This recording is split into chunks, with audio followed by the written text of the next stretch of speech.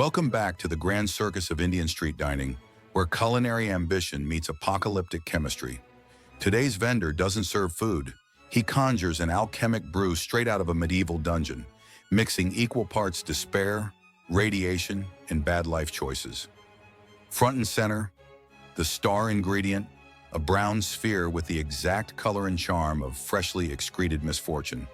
He places it, slams it, onto a table so rusted and sinister, it looks like it was loaned directly from the props department of Saw 3.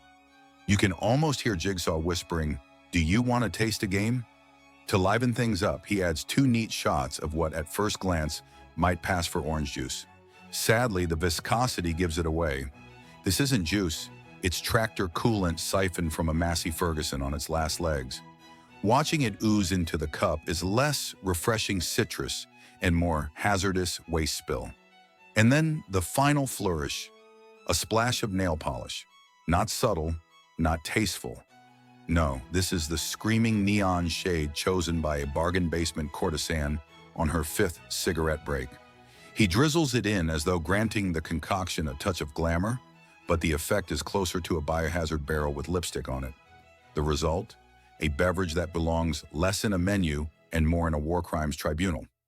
One sip is enough to guarantee an out-of-body experience, most likely because your soul has abandoned your body in protest. Welcome, brave souls, to a culinary nightmare dressed as street food. Behold, a towering mountain of dark brown stew, so magnificently grotesque it could be mistaken for freshly delivered sewage. Around it sit glowing orange orbs, looking less like fruit and more like radioactive souvenirs from Chernobyl. The ritual begins. One of these mutant oranges is plucked from the pile and plunged deep into the swampy sludge. For extra punishment, a handful of chilies are grated over the top, because nothing hides the taste of methane better than setting your tongue on fire. Then comes the big reveal. The orange splits open, not citrus at all, but an egg masquerading as fruit, a cosmic prank, a yolk in disguise. To finish, another generous scoop of the brown abyss is dumped on top, sealing the dish like a final insult. And there you have it. Dinner, despair, and diarrhea, all in one unforgettable serving. And now, brave souls, dessert. A natural delicacy so questionable it could double as municipal landscaping. Yes, the kind of bizarre fruit you only see dangling from those trees in Central Park. The ones our parents warned us were toxic, just so we wouldn't touch them. Here, though, they don't just touch them, they glorify them. The chef takes this mutant orb, cracks it open like it's the prize from a cursed piñata, and with surgical confidence dips it straight into a pile of mysterious white powder. No, not sugar, baking soda, because nothing says sweet treat like coating your mouth in the same stuff you use to scrub toilets. The result? A dessert that looks less like something you'd eat and more like a dare your drunk cousin would make at a family barbecue. Bon appetit, ladies and gentlemen, nature's warning label, served a la mode. Gather round, fearless gourmets, for today's spectacle features a man armed with nothing but a ladle and a cauldron full of radioactive soup. The liquid? A shimmering shade of green usually reserved for comic book toxic waste, or the ooze that gave birth to mutant turtles. With solemn devotion, he stirs the cauldron as if conjuring a spell, each swirl releasing aromas that probably double as paint thinner. The broth bubbles, gurgles, and whispers promises of food poisoning with a side of regret. Is it soup? Is it swamp water? Nobody knows. But one thing's certain. When your dinner glows like a nuclear reactor, you're not eating a meal. You're signing up for a superpower origin story. Welcome to the Toilet Buffet, where haute cuisine takes a swan dive into the sewer. The signature dish? A bubbling stew presented in a sparkling white toilet bowl, because nothing stimulates the appetite quite like ladling dinner from the same vessel that usually handles yesterday's mistakes. Michelin chefs use copper pots. This visionary uses plumbing fixtures. Truly groundbreaking. Step aside, Gordon Ramsay. Make way for the true street king of cuisine, the man who decided that stoves are overrated and that the finest grill in the world is an open manhole cover. Yes, nothing says bon appetit like frying burgers and eggs directly above the city's digestive system. The aroma, a delightful blend of beef, smog, and last week's sewage steam. The pièce de résistance, of course, is the oil. Not just any oil, this is ancestral oil, a thick, tar-like brew foaming orange and black, bubbling with the menace of Chernobyl's cooling pools. Legend has it the same oil was first poured when Indira Gandhi was still in office, and has since been topped up only by the tears of tourists and the runoff from nearby scooter engines. Locals whisper it has seasoned so many patties that it now qualifies as a UNESCO World Heritage Marinade. Every bite of these sewer burgers is a gamble. Will it be juicy beef, crunchy egg, or just a mouthful of tetanus with notes of diesel? Either way, it's an experience no Michelin restaurant dares to offer. Death served hot, straight from the drain. Ah yes, the latest gem of India's street cuisine. A stall that looks less like a kitchen and more like a scene straight out of a prison documentary. The chef, a man who clearly sharpened his culinary skills somewhere between solitary confinement and mandatory group therapy, handles only one tool, a knife. Not for chopping, not for dicing, but for ritualistically stabbing his ingredients as if each one personally wronged him in another life. First victim, a tuber of uncertain ancestry, glowing faintly as though it had bathed too long in the Ganges, mutating generation after generation until it achieved its current state, radioactive chic. He stabs it repeatedly, then casually sprinkles on something that can only be described as seasoning known only to God and perhaps the local coroner. Next up, the red orb of mystery. Spoiler alert, it's a boiled egg. Judging by its hue, it wasn't boiled in water, but rather simmered gently in the core pool of the local nuclear power plant. With the dignity of a hangman, he slices it open, releasing a sulfurous bouquet that could strip paint from a wall.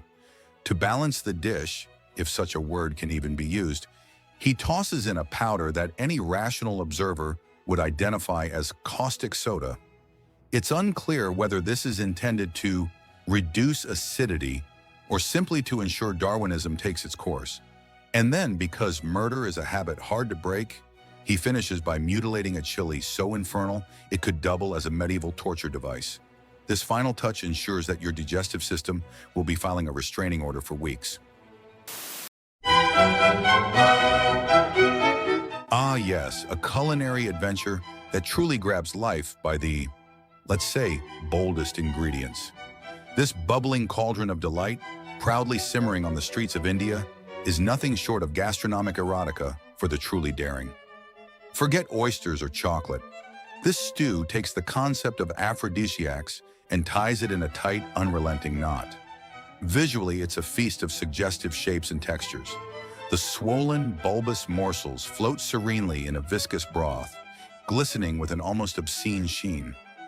One might say it evokes primal instincts, though whether they lean toward hunger or flight is up for debate. And then there's the aroma, a complex, heady cocktail of musk and mystery, mingled with a distinct tang reminiscent of forgotten gym socks and the sweaty aftermath of poorly ventilated teenage escapades. It's bold, unapologetic, and uncomfortably intimate, like walking into a room moments after a couple has finished their business. Each bite is a tactile odyssey, as the stew's fleshy chunks resist and then yield in ways that are almost too suggestive. The chewy elasticity might remind one of latex, while the softer bites, let's just say they evoke memories you'd rather not unpack during dinner. This is more than food, it's an unfiltered confrontation with life, love, and anatomy.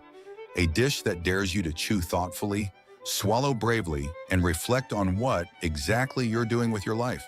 Bon app— oh, wait, no French here. Just enjoy, if you can.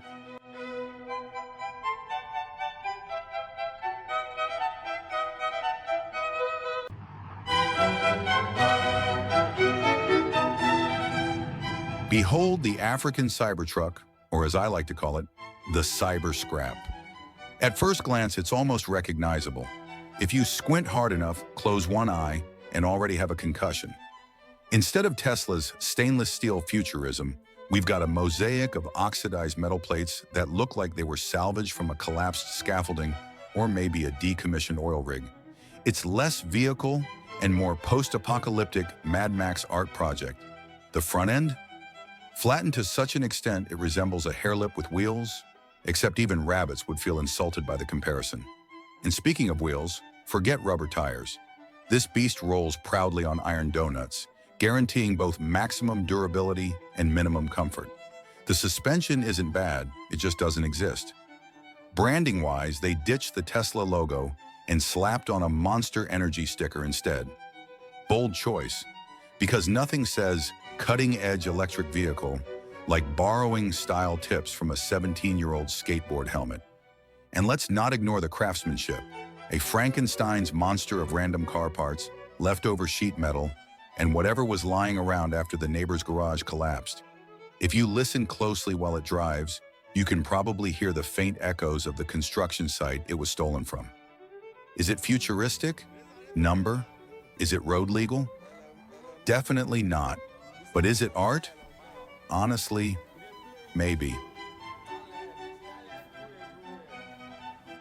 Welcome to the Wheel of Delusion, a giant spinning shrine to sugar, caffeine, and crushed childhood dreams. Monster cans glisten like forbidden relics, gummies scream with artificial colors, and somewhere between them hides a dusty lollipop that tastes like regret.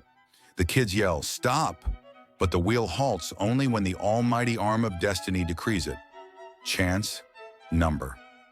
This is less roulette, more remote control, except the remote is his elbow.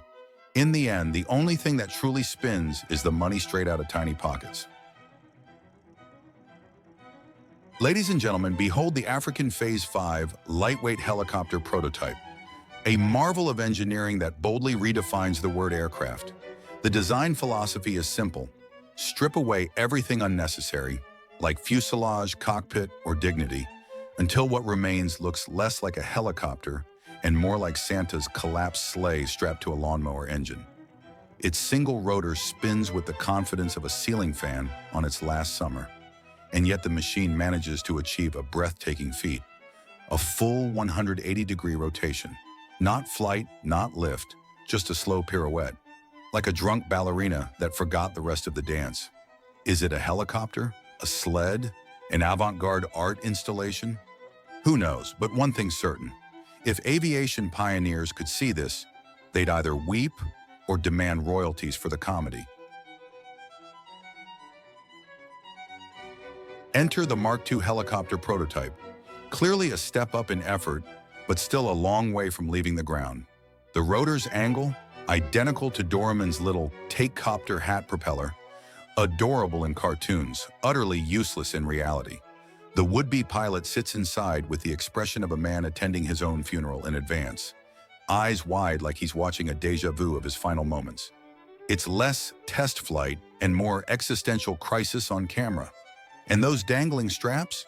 They don't scream safety harness, they scream hostage situation. The whole scene looks less like an aviation trial and more like someone tied him in place to make sure the prototype at least looks occupied. It's not flight, it's theater, grim accidental comedy disguised as engineering. Behold the Phase 3 jet concept, an aircraft so advanced it looks like Lockheed Martin outsourced its R&D to a garage with a broken welder. At first glance, it screams fighter jet, but look closer and you'll see it's basically a ping-pong table with wings, balanced delicately on wheelbarrow tires that were never meant to taste asphalt, let alone a runway. And that nose cone? Forget carbon fiber. This baby is sporting what appears to be the reforged lid of a municipal manhole cover, lovingly recycled from the city's drainage system. It doesn't just block air resistance, it probably blocks Wi-Fi too. In theory, it's a jet. In practice, it's IKEA flat-pack aviation, minus the instruction manual. The only thing it's likely to take off is the patience of anyone watching. Tonight's performance stars a group of culinary daredevils frying what at first glance looks like the leftover balloons from a clown's bargain bin birthday party. Sadly, no, these aren't latex decorations, but the intestines of some unfortunate creature, or possibly an alien that crash-landed nearby. Into the pan they go, sizzling in oil blacker than industrial tar. As the heat rises, The tubes puff up like inflatable life jackets, releasing a succulent juice, which is just a polite way of saying fermented leftovers trapped inside. Once properly bloated, the intestines are hauled out, chopped with the precision of a horror movie surgeon, and sprinkled generously with herbs and spices. Not for flavor, of course, only to camouflage the unmistakable taste of pure, uncut excrement. A true masterpiece of gastronomy, if your goal is to weaponize diarrhea. And now, ladies and gentlemen, dessert, because in this kitchen, waste is a crime and sanity is optional. Forget flour, eggs, or sugar. Here, the star ingredient is none other than fresh polyurethane foam, scraped lovingly from the construction site across the street. The same magical substance used to plug holes in walls and keep cockroaches from renting an apartment is now rebranded as cake batter.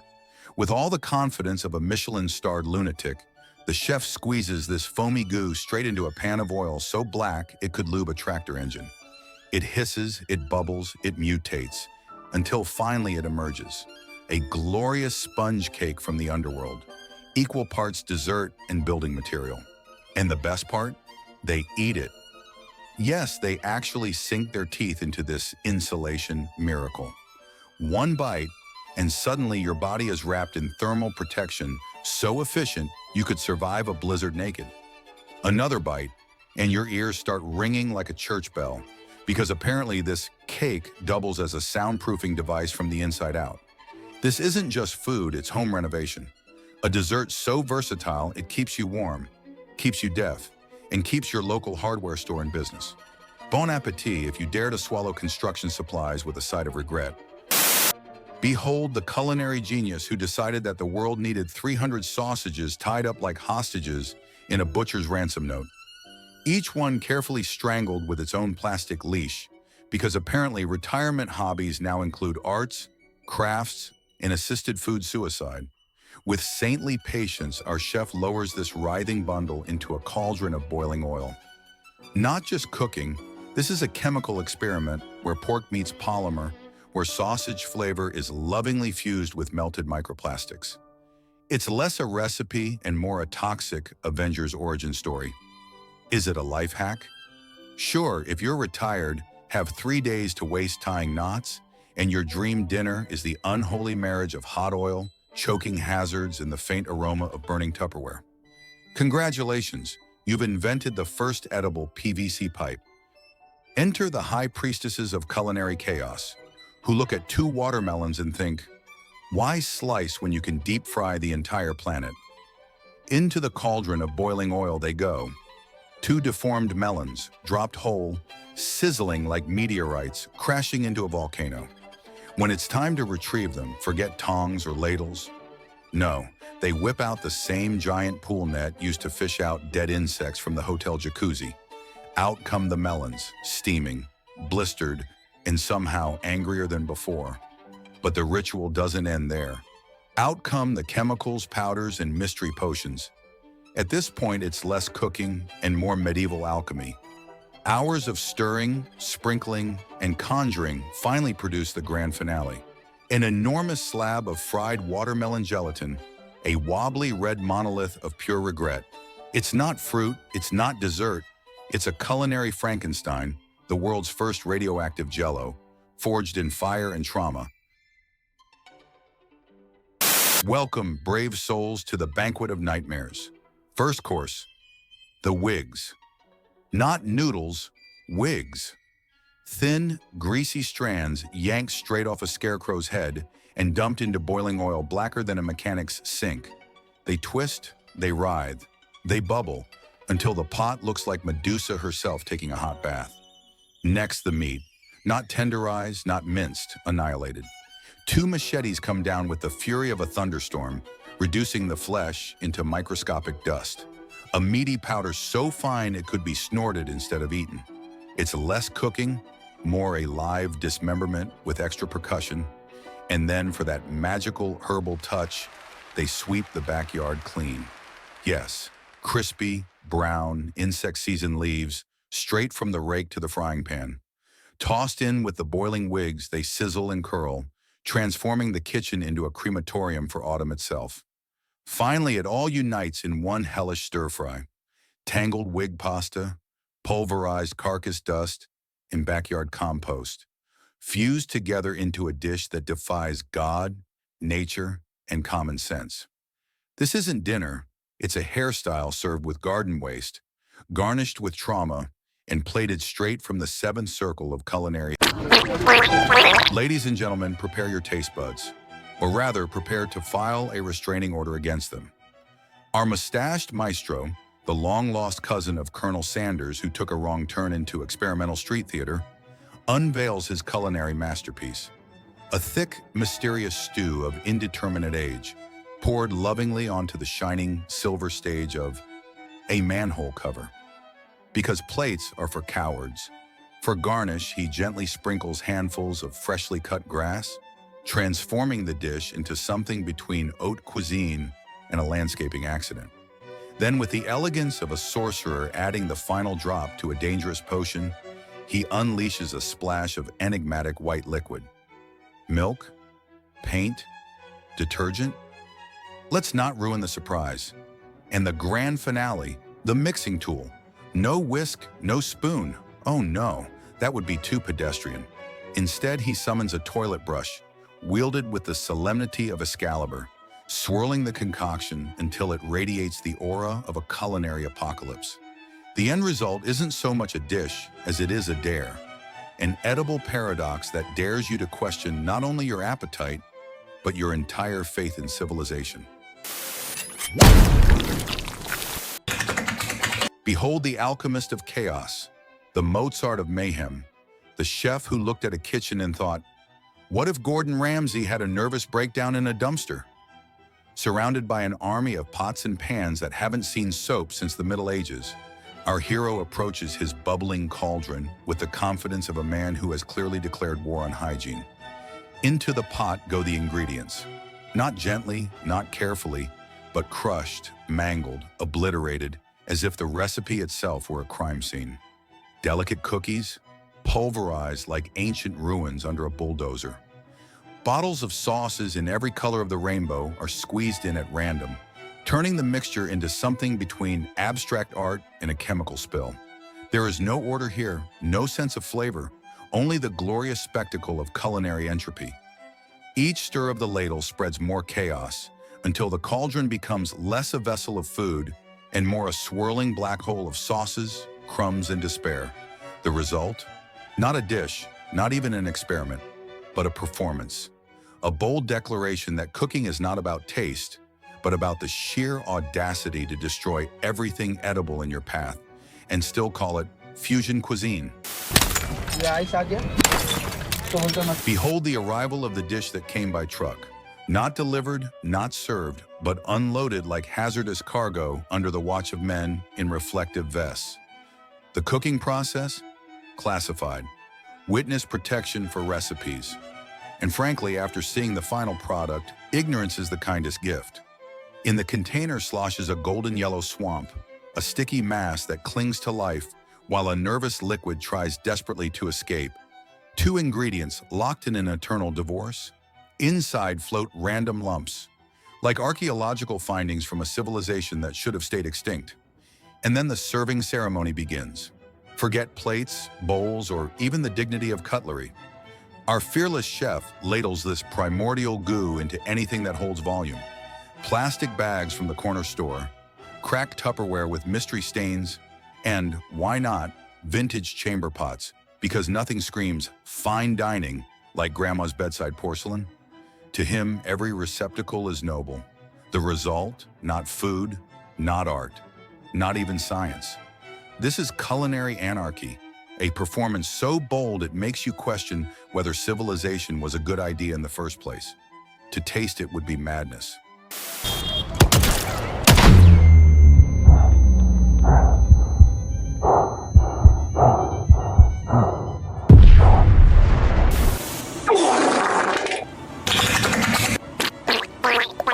Step right up and witness the culinary time machine, the eternal stew of eternal stews. Since 1887, each day's leftovers are poured back into the cauldron like some cursed broth that refuses to die. What bubbles inside? A mystery only the universe and a few unlucky archaeologists could decode. Chickpeas that have seen empires fall, macerated methane trapped like fine wine, scraps of fabric that once dreamed of being laundry, and prawn heads that look like they swam here all the way from another dimension. But our maestro doesn't stop there. Onto this eldritch sludge, he scatters fresh lawn trimmings, fiery chilies, because pain is the only seasoning left, and a dusting of imitation cheese that wishes it had been born plastic. For the final flourish, he crowns it with moss that looks borrowed from a mangrove swamp, before, naturally, tipping it all back into the cauldron to repeat the cycle. The result is not so much food as it is an immortal organism, a self-replicating nightmare stew that may outlive humanity itself.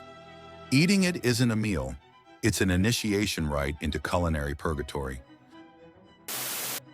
Ladies and gentlemen, may I present to you the liquid nuclear event disguised as lemonade. Forget crystal clear water from mountain springs.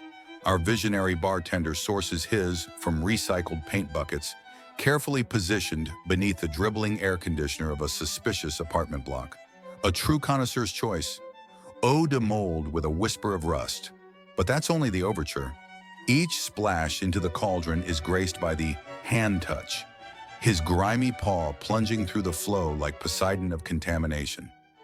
Who needs electrolytes when you've got embedded fingernail seasoning and free tetanus?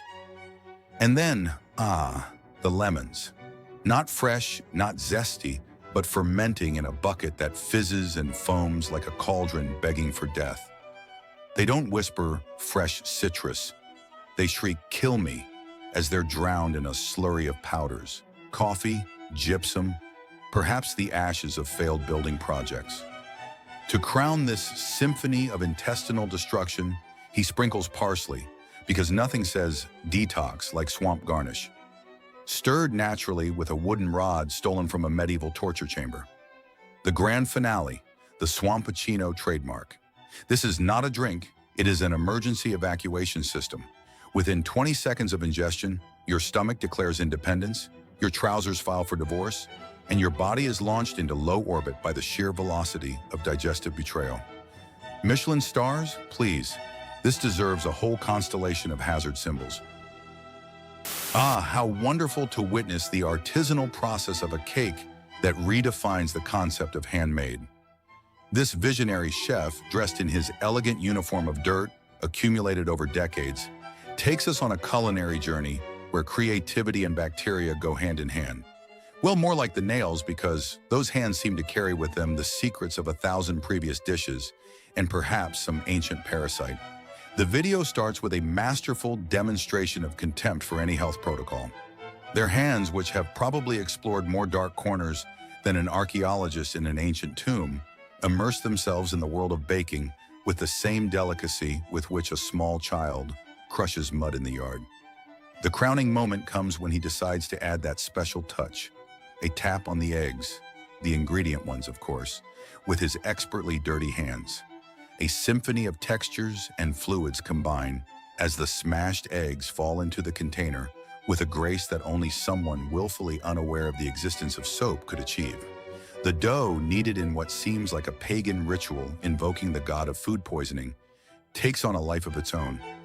All of this, of course, happens in an environment meticulously decorated with layers of dust, grease, and who knows what else, providing that je ne sais quoi that distinguishes the oat pastries of rural India. The final result, a cake that defies all expectations, because the most incredible thing is that someone in the world will dare to eat it. This work of art is not just food, it is a testament that humanity can endure anything. Bravo, teacher. Bravo.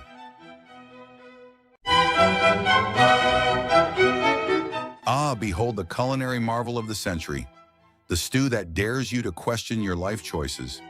It's a dish where absolutely nothing goes to waste, not even the parts of the bull that no one should ever talk about in polite society.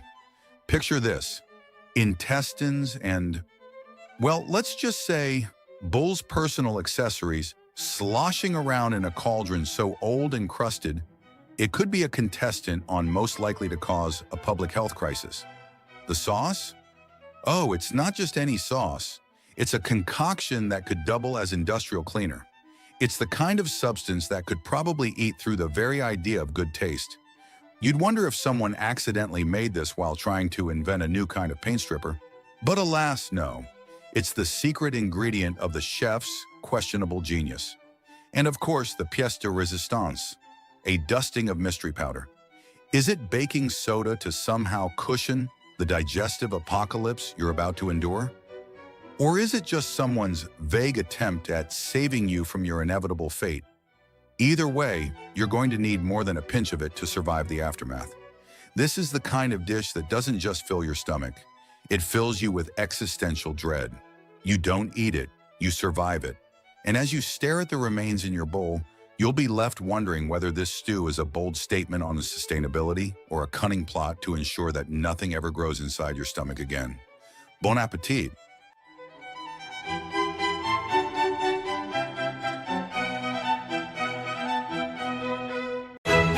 Ah, yes, finally Friday, and the streets erupt in a symphony of aromas that straddle the fine line between temptation and torment. The yellow hat gleams like a holy relic, its wearer anointed with the same golden streak across his brow, as though turmeric itself had staged a coup against fashion and won. He hoists a block of cake, not as food, but as geological evidence, an edible boulder, pressed and compacted by the weight of centuries, promising sweetness only to those with teeth carved from granite. Around him, the earth itself offers delicacies. The asphalt, still sweating from the day's heat, gives birth to a harvest of shimmering pearls. Road caviar, jewel-like, extracted with reverence from the city's blackened arteries. To taste it is to embrace both opulence and exhaust fumes. Luxury spooned straight from the veins of civilization. The beverages arrive to the tune of hammer and anvil. Each stir is an act of aggression, each pour a declaration of war on subtlety. The air vibrates with the clang of industry, as though a medieval forge had mistaken coconuts for iron. Poor fruits are flung onto the block, split, hacked, and tortured under machetes that swing with all the grace of an executioner at dawn. A hand arcs blindly, blades slicing perilously close to their owner's flesh, as if protein were an optional garnish drawn from fate itself. The milk that seeps out is not poured but surrendered, trickling like the confession of a broken prisoner. And then in the shadows, the cauldron. Covered, brooding, it waits like an oracle with no mercy. Into its depths are hurled fragments stolen from every corner, noodles gasping for relevance, sauces discarded like political promises, meats of uncertain lineage. The liquid within swallows all, churning into a darkness so complete it could swallow the sun, thicker than midnight, blacker than a goat's hoof dipped in tar, a potion whispered into being by hunger and madness alike. The finale crashes down upon dumplings, once delicate, now sacrificial lambs. They are torn, crushed, bathed under waves of sauces whose colors defy nature and whose textures evoke geological accidents. Each spoonful paints them in shades of disaster, until the plate resembles a battlefield where flavors and dignity have both been slaughtered. The crowd looks on, half horrified, half entranced, as the dish collapses under its own chaos, an edible apocalypse that laughs in the face of refinement. This is not dining. This is not even cooking. It is a carnival of ruin, a Friday feast for those who crave not nourishment, but the thrill of surviving the very idea of food. Behold the majestic lavatory broth, a delicacy unmatched in history. This isn't just food, it's a symphony of mop-born essence and manhole-aged aromas, blended with such care and refinement that only the bravest taste buds dare interpret it. From this day forward, abandon the crude phrase, "I'm going to the bathroom." Instead, elevate your social standing. Announce with poise, "I'm off to craft a stew." Such words will leave audiences bewildered, perhaps horrified, yet undeniably captivated by the grandeur of your culinary ambition. Truly a gourmet declaration fit for only the most distinguished of palates. If Michelin ever dared to expand into the post-apocalyptic dining scene, this video would be the poster child. What begins as a seemingly ordinary street stew quickly escalates into a culinary fever dream. The chef, armed not with a ladle, but with yesterday's mop, plunges straight into the pot. Within seconds, the stew doesn't just absorb the mop fibers, it embraces them, dissolving bristles in what can only be described as a passionate tango of grease and chemistry. The result? A broth so potent it doesn't just sterilize, it baptizes. Forget farm to table, this is janitor's closet to stomach. 5 stars for creativity, 0 stars for gastrointestinal survivability. A masterpiece of urban gastronomy you'll never forget, and your intestines never forgive.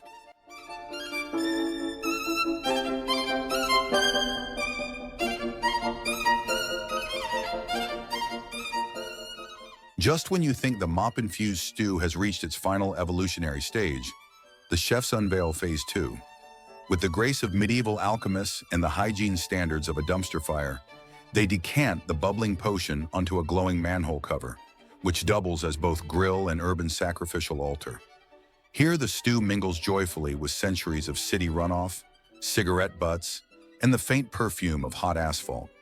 And then, the pièce de résistance, the serving platter arrives, a tray lovingly constructed from compressed rolls of recycled toilet paper. Truly eco-friendly in the sense that nothing on Earth could possibly survive long enough to harm the ecosystem after eating it. The final presentation is a vision of modern gastronomy, shimmering brown sludge, steaming atop manhole haute cuisine, delivered with the proud declaration of street-to-gut sustainability. A dining experience so bold it makes you wonder, is this food or an unlicensed chemical weapon? The meal ends with a bang, literally. Dessert is nothing less than an eco-friendly Indian Army hand grenade, stuffed with organic methane and marketed as sustainable flambe. The instructions? Light it, shove it in your mouth, and snuff out the explosion with your tongue before your skull decorates the wallpaper. It's Michelin meets Mission Impossible, a dining experience so unforgettable, mostly because you won't live to forget it.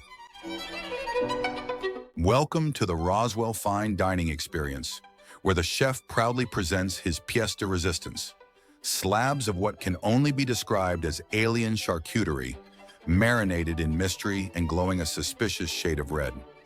Ask about the ingredients and the man immediately convulses with rage, as if you've questioned his intergalactic citizenship.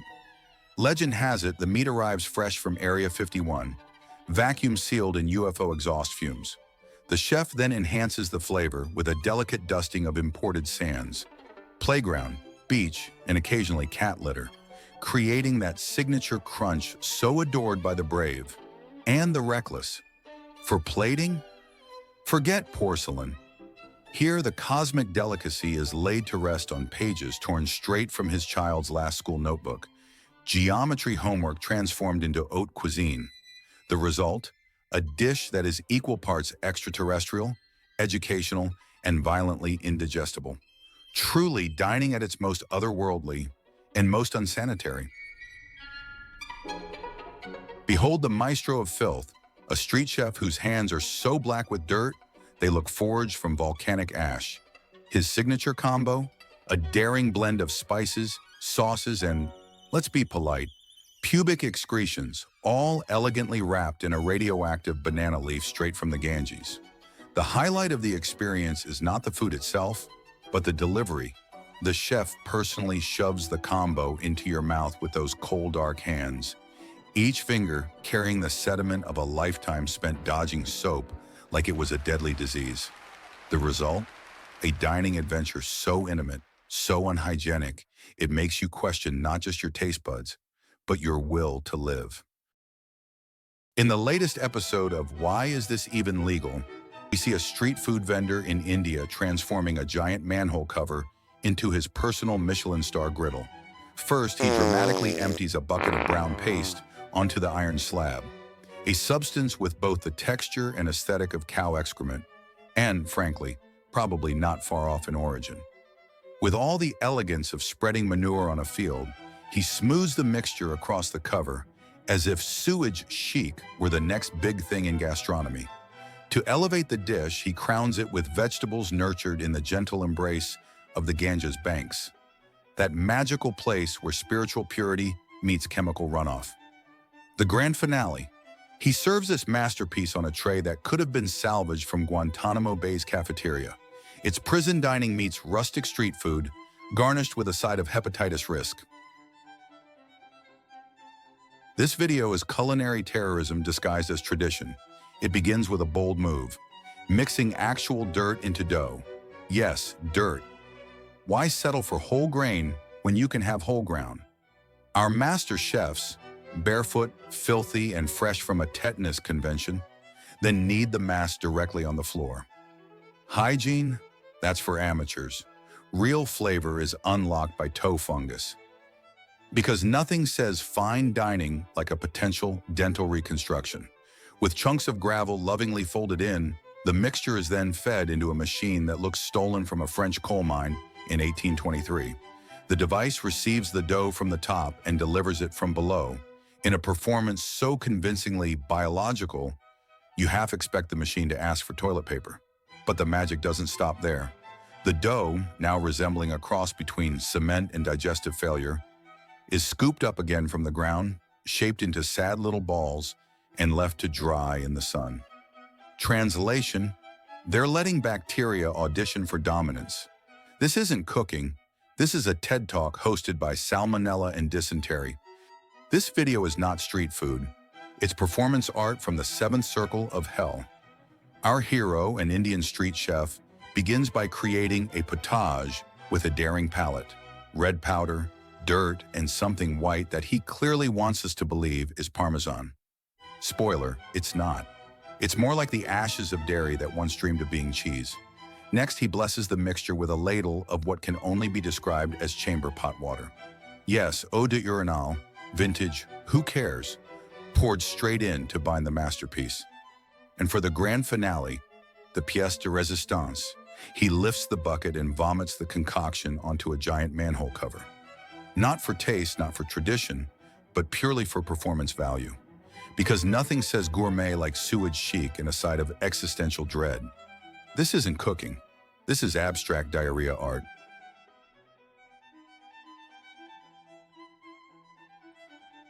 Ah, yes. The pinnacle of fine dining, a plastic bottle of dish soap, lovingly squeezed into cauldrons that look like props salvaged from Andariel's catacombs in Diablo 2. Within, petroleum boils like Satan's fondue, and when the soap collides with the black sludge, the reaction is pure demonic sorcery, a foaming, hissing birth of a solid disc that looks like the Antichrist communion wafer. But why stop at chemical warfare? The pièce de résistance arrives with the infamous hand-witch technique. No knife, no spoon, no tool forged by man. Only hands so filthy they could start a new plague. The cream is scooped, squashed, and smeared like diarrhea finger paint across the cursed disc. Each smear a love letter to hepatitis. And then, the atmosphere comes alive. Swarms of flies, buzzing in divine ecstasy, swirling like Michelin inspectors of decay. Extra protein? Of course, but only if you pay the premium fly tax. This isn't food. This is biological warfare served a la carte. Dad, I have a confession. I took a shower yesterday. Raj, are you kidding me? Get out of this house! Welcome, thrill seekers and reckless beverage enthusiasts. Forget boring clean drinks. Grandpa Joe's authentic cane. Sugar juice is here to challenge your immune system and common sense. While others use sterile factories, Grandpa Joe trusts his antique, grease-coated machine, a contraption so old it might have fought in a war.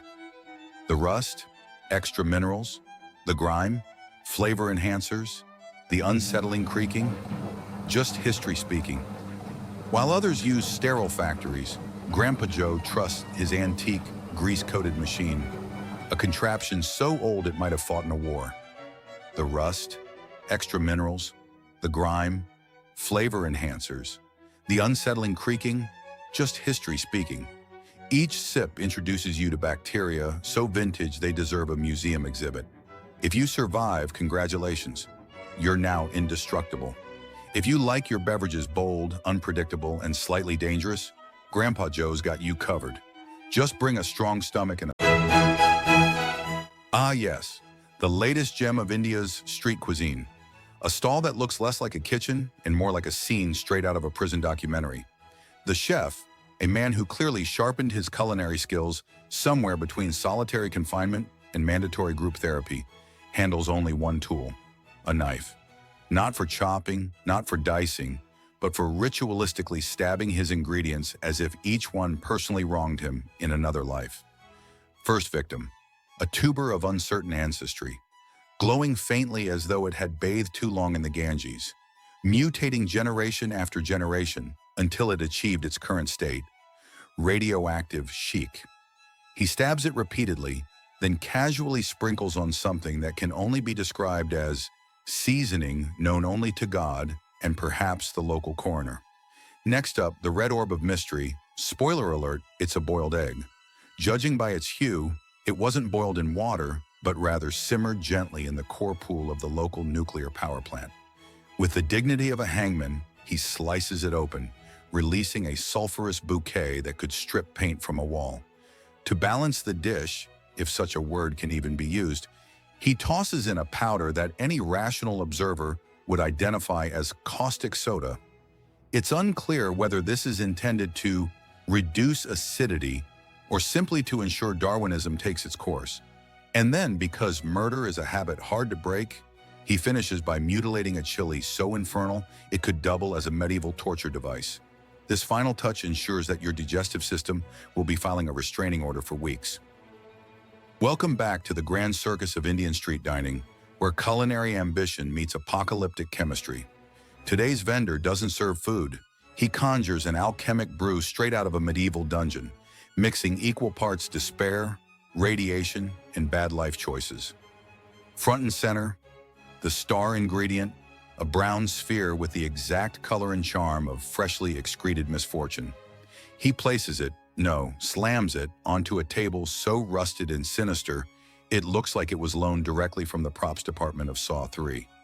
You can almost hear Jigsaw whispering, "Do you want to taste a game?" To liven things up, he adds 2 neat shots of what at first glance might pass for orange juice. Sadly, the viscosity gives it away. This isn't juice, it's tractor coolant siphoned from a Massey Ferguson on its last legs. Watching it ooze into the cup is less refreshing citrus and more hazardous waste spill. And then the final flourish, a splash of nail polish. Not subtle, not tasteful. No, this is the screaming neon shade chosen by a bargain basement courtesan on her 5th cigarette break. He drizzles it in as though granting the concoction a touch of glamour, but the effect is closer to a biohazard barrel with lipstick on it. The result? A beverage that belongs less in a menu and more in a war crimes tribunal. One sip is enough to guarantee an out-of-body experience, most likely because your soul has abandoned your body in protest. Welcome to the toilet buffet, where haute cuisine takes a swan dive into the sewer. The signature dish? A bubbling stew presented in a sparkling white toilet bowl, because nothing stimulates the appetite quite like ladling dinner from the same vessel that usually handles yesterday's mistakes. Michelin chefs use copper pots. This visionary uses plumbing fixtures. Truly groundbreaking. Step aside, Gordon Ramsay. Make way for the true street king of cuisine, the man who decided that stoves are overrated and that the finest grill in the world is an open manhole cover. Yes, nothing says bon appetit like frying burgers and eggs directly above the city's digestive system. The aroma, a delightful blend of beef, smog, and last week's sewage steam. The pièce de résistance, of course, is the oil. Not just any oil, this is ancestral oil, a thick, tar-like brew foaming orange and black, bubbling with the menace of Chernobyl's cooling pools. Legend has it the same oil was first poured when Indira Gandhi was still in office, and has since been topped up only by the tears of tourists and the runoff from nearby scooter engines. Locals whisper it has seasoned so many patties that it now qualifies as a UNESCO World Heritage marinade. Every bite of these sewer burgers is a gamble. Will it be juicy beef, crunchy egg, or just a mouthful of tetanus with notes of diesel? Either way, it's an experience no Michelin restaurant dares to offer. Death served hot, straight from the drain. No, please. Take everything you want, but please, don't spray us with the deodorant. In the lawless world of street food, the chef has cooked up a stew so texturally confusing, it feels like a dare. Some chunks resemble river stones, others a mysterious, spreadable paste, all floating in a broth that refuses to mix, like it's trying to flee the pot and start a new life elsewhere. But progress has been made. For the first time ever, the chef has used actual utensils, trading in his signature filthy hand scoops for a ladle. A bold leap for hygiene, a tragic loss for bacteria fans. He serves the final creation in clay pots of various sizes, sealed tighter than state secrets, not to preserve freshness, but to trap every last molecule of methane bubbling from the depths. It's not just a meal, it's a pressurized digestive gamble, proudly served with a side of suspense. Before we even get to the food, let's take a moment to appreciate the crime scene decor. Right there, on the back wall of this fine establishment, we can see the permanent imprint of a motorcyclist immortalized in oil and regret. Rather than let a good accident go to waste, the chef, ever the opportunist, has clearly recycled the situation into today's burger special. But let's not get distracted. Today, the star of the show is not the mystery meat, but rather the legendary fried eggs. These eggs won't be cooked in just any oil. Oh no, that would be far too simple. Instead, they will be baptized in a sacred viscous liquid that has stood the test of time, possibly dating back to the Ottoman Empire itself. This oil has witnessed sultans rise and fall, empires crumble, and arteries clog. It has a deep, rich patina, a thickened consistency that suggests both historical significance and immediate health concerns. As the chef cracks the eggs into this tar-like abyss, they don't so much sizzle as they whisper their final prayers. The yolks, once full of life, now tremble in fear as they are slowly swallowed by centuries of unwashed grease. The smell? A delicate blend of burnt history, motor oil, and possible war crimes. Meanwhile, the motorcycle burger patties rest nearby, soaking up the ambiance and possibly the trauma of their origins. It's a perfect harmony of flavors. One part rubber, one part nostalgia, and a whole lot of questionable choices. Will you take a bite? Will you survive the experience? One thing is for certain, this is not just a meal, it's a rite of passage. Behold the majestic lavatory broth, a delicacy unmatched in history. This isn't just food, it's a symphony of mop-born essence and manhole-aged aromas, blended with such care and refinement that only the bravest taste buds dare interpret it. From this day forward, abandon the crude phrase, "I'm going to the bathroom." Instead, elevate your social standing. Announce with poise, "I'm off to craft a stew." Such words will leave audiences bewildered, perhaps horrified, yet undeniably captivated by the grandeur of your culinary ambition. Truly a gourmet declaration fit for only the most distinguished of palates. If Michelin ever dared to expand into the post-apocalyptic dining scene, this video would be the poster child. What begins as a seemingly ordinary street stew quickly escalates into a culinary fever dream. The chef, armed not with a ladle but with yesterday's mop, plunges straight into the pot. Within seconds, the stew doesn't just absorb the mop fibers, it embraces them, dissolving bristles in what can only be described as a passionate tango of grease and chemistry. The result? A broth so potent it doesn't just sterilize, it baptizes. Forget farm to table, this is janitor's closet to stomach. 5 stars for creativity, 0 stars for gastrointestinal survivability. A masterpiece of urban gastronomy you'll never forget, and your intestines never forgive.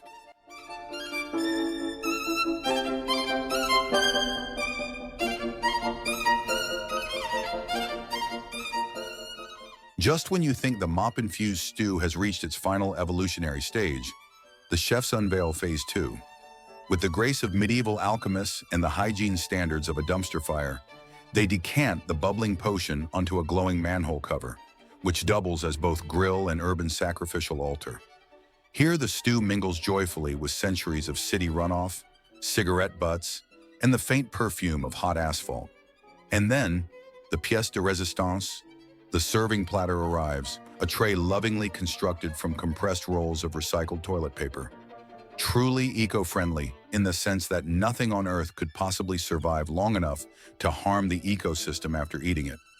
The final presentation is a vision of modern gastronomy, shimmering brown sludge, steaming atop manhole haute cuisine, delivered with the proud declaration of street-to-gut sustainability.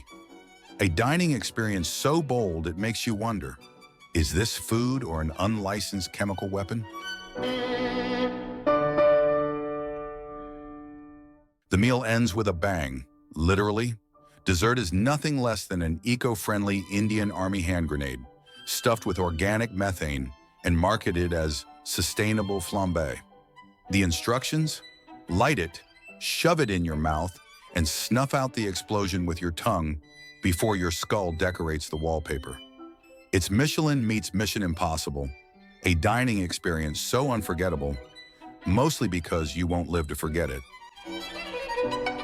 Welcome to the Roswell Fine Dining Experience, where the chef proudly presents his pièce de résistance, slabs of what can only be described as alien charcuterie, marinated in mystery and glowing a suspicious shade of red. Ask about the ingredients and the man immediately convulses with rage, as if you've questioned his intergalactic citizenship. Legend has it the meat arrives fresh from Area 51, vacuum-sealed in UFO exhaust fumes. The chef then enhances the flavor with a delicate dusting of imported sands, playground, beach, and occasionally cat litter, creating that signature crunch so adored by the brave and the reckless. For plating? Forget porcelain. Here, the cosmic delicacy is laid to rest on pages torn straight from his child's last school notebook, geometry homework transformed into haute cuisine. The result?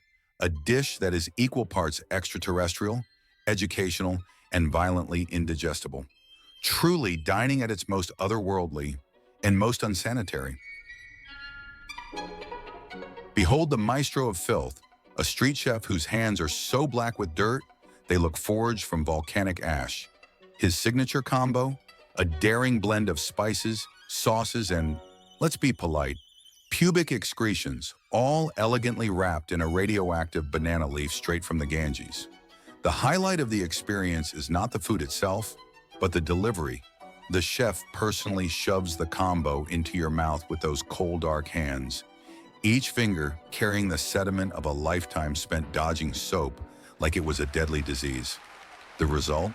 A dining adventure so intimate, so unhygienic, it makes you question not just your taste buds, but your will to live. Move over, Michelin-starred amateurs. Manhattan's underbelly has birthed a culinary prodigy. Why bother with fancy grills or sous vide when you can steam a ribeye over the aromatic vapors of a city sewer grate? This genius combines sustainability with questionable hygiene, proving that flavor truly thrives where manholes meet ambition. Seasoned with the essence of motor oil and rat whispers, his steaks are a bold rejection of elitist dining. Eco-friendly and energy efficient, his method makes farm-to-table look outdated. Forget Ramsay. The future is sewer to fork. Truly a chef for the ages, or the apocalypse.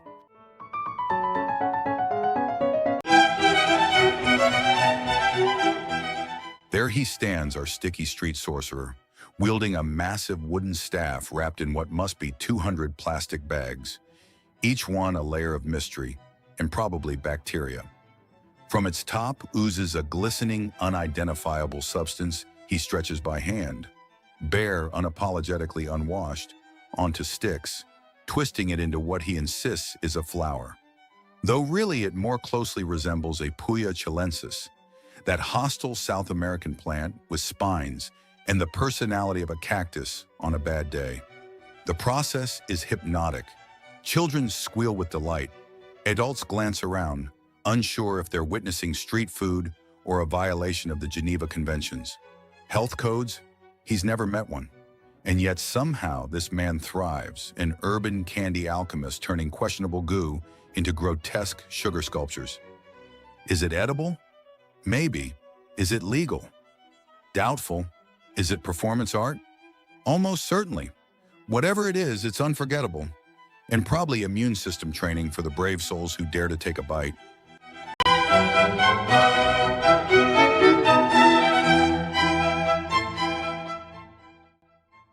Deep in the heart of an African village, where life moves to the rhythm of nature rather than the hum of a refrigerator, history is being made. A chunk of ice has arrived, not as a gift from the gods, but as a riddle sent by celestial beings with a twisted sense of humor. The first brave soul picks up the mysterious object, only to be hit by an alien sensation: cold. His eyes widen as he examines this bizarre, hard, slippery, and wet thing. What kind of dark sorcery is this? With the same curiosity a chimpanzee would have upon finding a forgotten iPhone in the jungle, he lifts the chunk of ice to his mouth. But wonder soon turns to horror. The bone is vanishing. It melts through their fingers, slipping away like a spirit refusing to be held. Someone drops it onto the ground and poof, it's gone. Vanished. One moment it existed, the next just a puddle remains. Has it escaped? Transformed? Were they fooled by a trick of the spirits? The tribe stands in shock, scanning the horizon for the trickster responsible for this cosmic prank. But there is no culprit, only a newfound wisdom. Ice is real, but it refuses to stay with them. Like a celestial visitor with a one-way ticket, it disappears before they can even understand it. And so, the legend of the vanishing bone will be told for generations. Around the fire at night, children will listen with wide eyes as elders recall the day they held solid water in their hands, only to watch it run away like a mischievous ghost. Step right up, ladies and gentlemen, and witness the culinary nightmare that is the Penguin of Mumbai and his so-called homemade smoothies. Picture a man whose very aura screams health inspector's final boss, lovingly presenting his pièce de résistance, a mysterious brown orb. Locals whisper it's a rare herbal paste, but reality check, it's straight from the depths of his underwear department.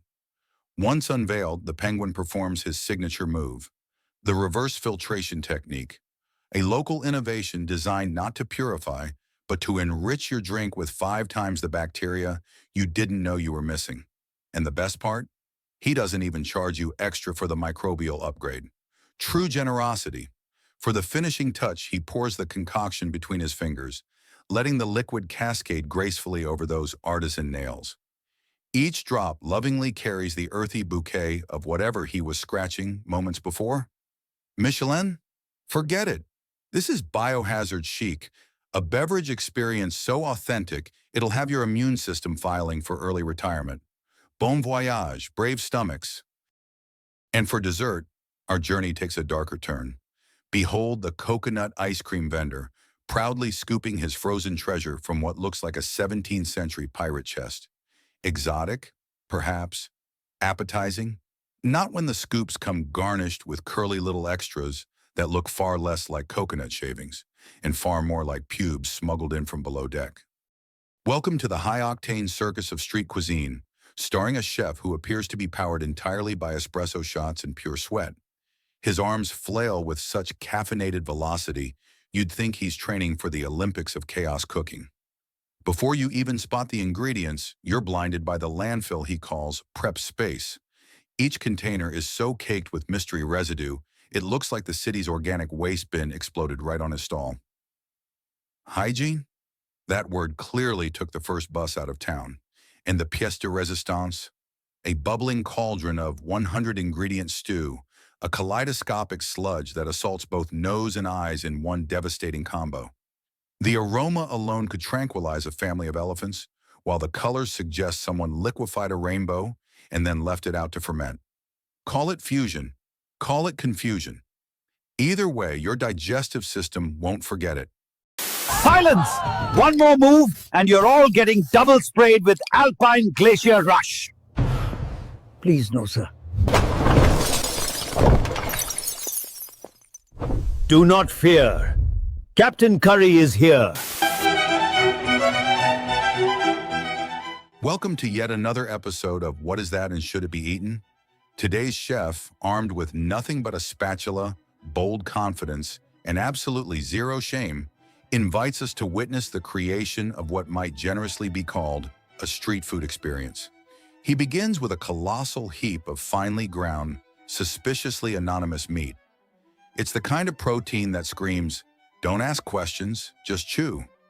Think of it as culinary roulette, where every bite could be beef, or something that once hissed in the dark. Then come the tortillas, his canvas. But instead of paint, he uses a thick, white substance with the unmistakable consistency of teenage regret. Yes, folks, this goo is not derived from any known dairy product, nor does it appear to belong anywhere near human consumption. But on it goes, slathered lovingly like frosting on a cake baked in hell. He wraps the mystery meat in these lubricated discs, and just when you think it's over, he baptizes the finished plate with more of that ghostly white slime. To balance the horror, he drizzles a pale green sauce that looks like it was brewed by a forest goblin using swamp algae and expired yogurt. No flavors are described, no ingredients are revealed, and yet the chef beams with pride, as if he's just reinvented cuisine instead of potentially inventing a new disease. Somewhere, a food inspector's weeping.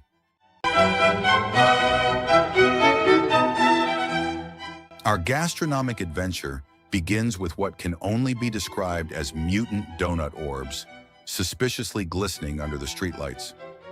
These plump abominations take a leisurely swim in a liquid that bears an uncanny resemblance to a Central Park puddle in peak autumn. A milky, leaf-infused broth that whispers promises of both flavor and gastrointestinal distress. Just as our senses recover from this initial assault, we are graced by the presence of Mr. Dough Fondler Extraordinaire, a man whose dedication to stretching and manhandling a suspiciously chicle-like mass is truly commendable. With every pull, twist, and smack of his ungloved hands, the dough absorbs not just his touch, but perhaps a potent cocktail of street-seasoned vitamins and minerals. Germs? No, my dear viewer, these are organic enzymes, nature's secret seasoning. But the grand spectacle arrives in the form of Madame Mop, a fearless culinary artiste whose finishing touch on the meat involves what appears to be the very same mop used to clean the back alley an hour ago. With the reverence of a high priestess in a pagan ceremony, she anoints the sacred flesh, her motions reminiscent of a pope blessing bishops in a shadowy ritual best left undocumented. The result? A protein-packed dish infused with the spirit of, "Why did I agree to eat this?" Our brave subject, looking like a rejected monk from a sci-fi cult, shaves himself bald. Pure aerodynamic efficiency. Then, the madness begins. Phase 1. Nuclear orange goo trademark. This stuff glows like it was stolen from Chernobyl. Superpowers incoming? More like skin mutations. Phase 2. The definitely not water rinse trademark.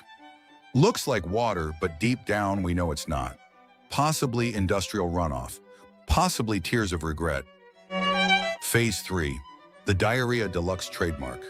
Thick, brown, and menacing. Taco Tuesday's revenge? Sewage smoothie? Either way, it clings.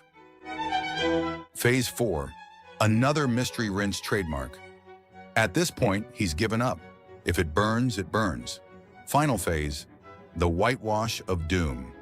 A thick white liquid oozes down. Expired yogurt? Glue? The last drop of his dignity? By the end, he stands reborn. Not spiritually, just chemically altered. Final rating, 10 out of 10 commitment, minus 10,000 hygiene.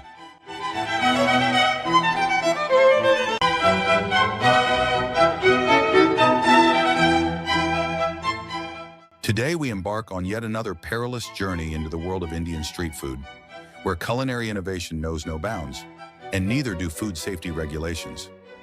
Our chef, an unshaken pioneer in the art of "why would you do that?" begins his masterpiece not by heating oil, not by adding butter, but by generously pouring Pepsi directly onto the scorching pan. Yes, before a single egg is cracked, before a single seasoning is sprinkled, the pan is baptized in carbonated, syrupy darkness. The sizzling sound is less of a culinary promise and more of a chemical reaction one might witness in a high school science experiment gone wrong. With the Pepsi now reduced to something between caramelized sugar and industrial adhesive, the eggs finally make their entrance. The result? An omelet infused with the essence of discontinued fast food promotions and regret. But plating is just as crucial as cooking. So naturally, this delicacy is served on a dried-up swamp lily pad, presumably sourced fresh from the Ganges, for that extra touch of authenticity. But hold on, the chef isn't finished with his assault on gastronomy. He eyes his pan, his weapon of choice, and, with the confidence of a man who has never second-guessed a decision in his life, he reaches for his next ingredient. Monster energy. Once again, the ritual begins. A waterfall of neon green liquid meets hot metal, hissing and bubbling like a mad scientist's potion. Then come the eggs, bravely enduring their fate as they fuse with taurine, artificial sweeteners, and the collective anxiety of over-caffeinated teenagers worldwide. As the final creation is served, another leaf, another questionable life choice, the real challenge begins. Will the customer take a bite, or will their survival instincts finally kick in? One thing is certain, this chef isn't just making food, he's making history. A history that should probably come with a health warning. Bon appetit, or better yet, call an ambulance. You are wasting water. You showered once this week. Are you trying to wash away your culture? But Dad, I smell like onions. That's called heritage beta.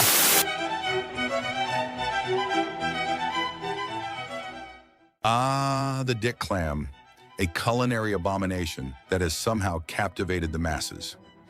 Nothing screams sophisticated palate quite like slamming a hammer onto a grotesque mollusk that promptly showers you in what can only be described as clam-based performance art. It's the perfect dish for those who enjoy their seafood with a side of Freudian discomfort. And let's not forget the bold decision to bite into its fleshy, flaccid folds while an audience gawks. Because why settle for mere sustenance when you can also fuel nightmares? Truly a testament to humanity's undying love for edible absurdity. Even more delightfully ironic is the dick clam's variety, because in a cosmic joke against nature and societal expectations, the black ones are notably smaller. Yes, the seafood world has flipped the script, offering a bizarre array of sizes and shades to satisfy every adventurer's curiosity, or perhaps their masochistic tendencies. White, beige, or brown, each dick clam carries its own unique brand of grotesque charm, as if Mother Nature herself decided to poke fun at human stereotypes through mollusks. A true equalizer of absurdity, reminding us that in the realm of seafood, nothing is sacred and everything is mildly unsettling.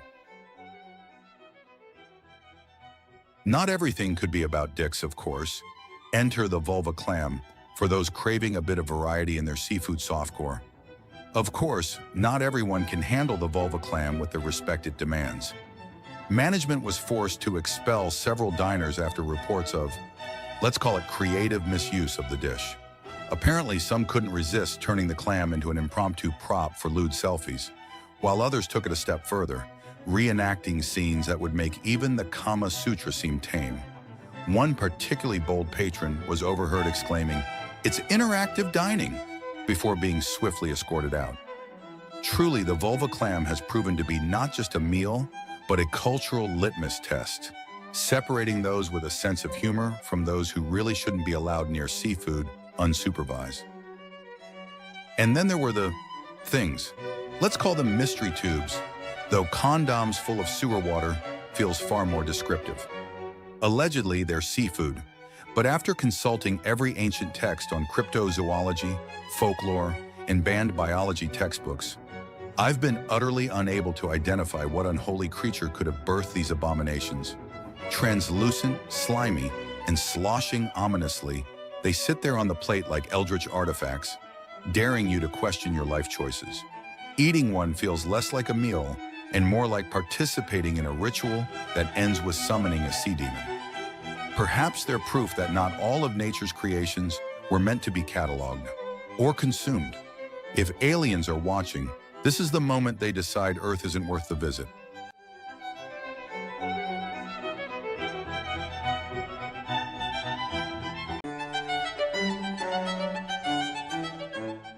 Welcome to Street Food Biohazard Edition, where today's special is a boiling swamp of regret stirred with what appears to be a piano leg from the 1700s.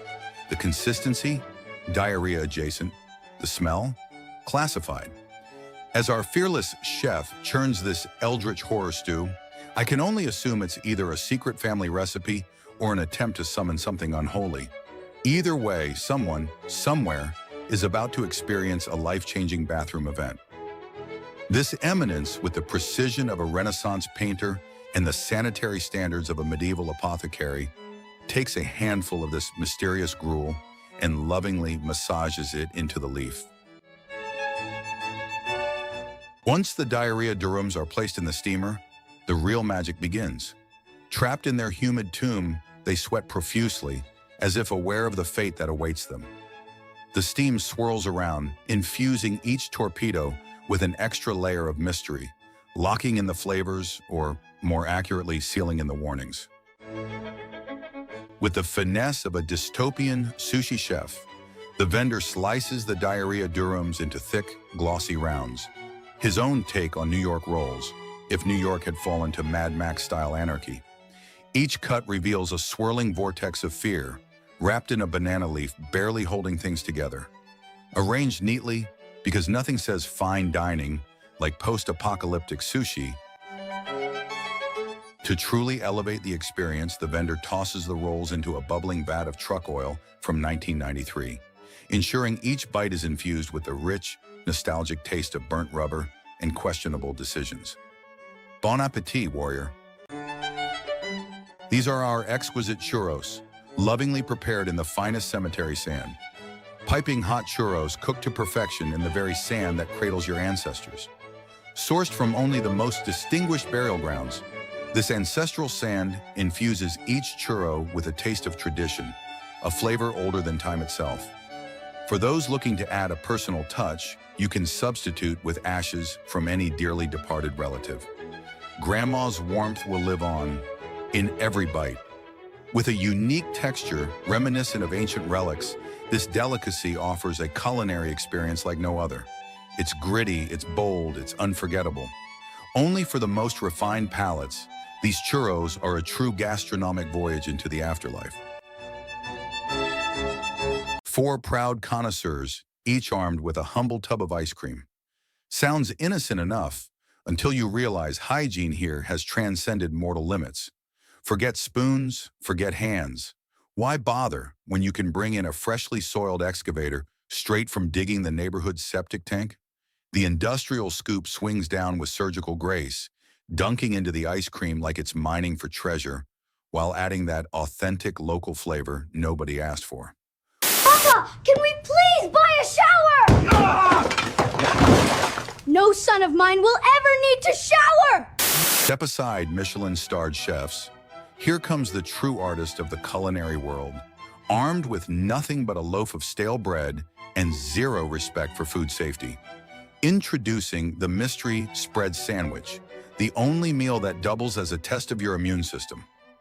The magic begins as our artisan selects the mystery spread, a glorious, unidentifiable substance pulled from the depths of a fridge that probably deserves a hazmat inspection. Is it peanut butter? Hummus? Something from a science experiment gone wrong? Nobody knows, and frankly, nobody asks. For the pièce de résistance, utensils are cast aside. Who needs a knife when you have fingers?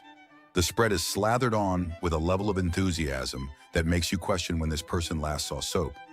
Each swipe leaves behind a beautiful medley of fingerprints, adding an artisanal, handcrafted touch that no 5-star restaurant can replicate. But wait, there's more. If the stars align and you're truly blessed, the chef has recently scratched their backside, delivering an authentic heritage flavor that adds depth and tradition to the dish. This isn't just a sandwich, it's a connection to the primal instincts of mankind. The final step involves slapping on a second slice of bread, pressed firmly with hands that might have just wiped a counter or their nose. Who's to say? No plate, no wrapping. This creation is served as is, allowing you to fully appreciate its rustic charm. Bon appetit. Each bite is a thrilling gamble, a culinary adventure that will leave you wondering, Was that a flavor or just a mistake? Either way, it's an experience you won't forget or survive, who knows?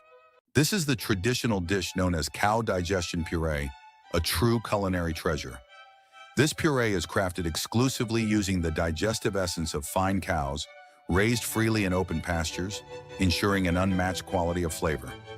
We proudly offer a selection of specialties: the puree of spotted cow, the classic Holstein cow, and the most traditional and delicious variety made from black bull. Each version is a masterpiece, prepared with care and dedication to honor the finest traditions of gourmet cuisine. This delicacy is not for the faint-hearted. It's a treat reserved for the most sophisticated and daring palates. If you seek a taste adventure that blends tradition and boldness, this is the dish for you.